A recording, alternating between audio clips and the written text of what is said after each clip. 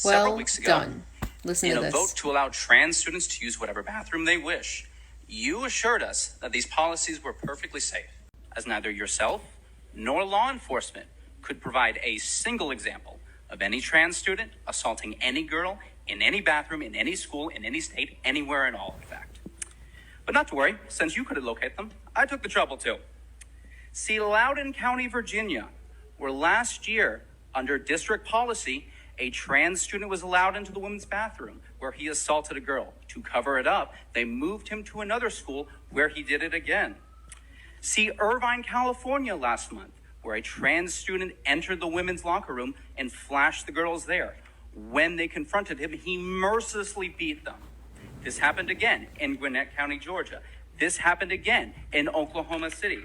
This happened again in Ohio, where a trans man was allowed to use the locker room where he was arrested for flashing little girls. The judge dropped the charges after he ruled that this man was too fat for them to see anything.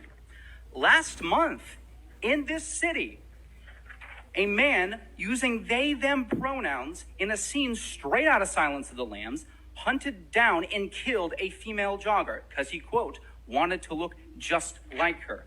And before you say that these are anecdotal evidence, just note that in a survey of trans inmates in federal prisons, half were convicted of sexual assault and 90% were convicted of violent crimes, well above the general prison population. Now, it should also be noted that in each of these cases, each of these perpetrators had either changed their pronouns, had undergone transition, or had received gender-affirming therapy and accommodations thereof. Why is this important to note?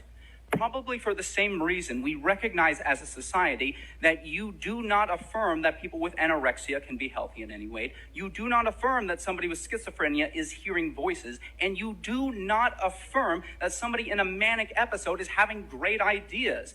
Because when you leave somebody to languish in their false mental state, i.e. men who think they are women, they will inevitably lash out and harm themselves and those around them. Hurt people hurt other people.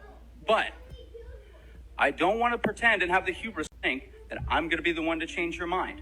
I'm happy to share any and all of these examples with you, but you will most likely leave here tonight believing that men can become women, affirming care works, and that you made the right vote.